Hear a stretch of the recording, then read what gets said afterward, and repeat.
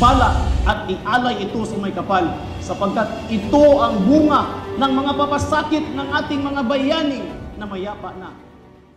Mga kababayan, ang pambansang awit ng Pilipinas.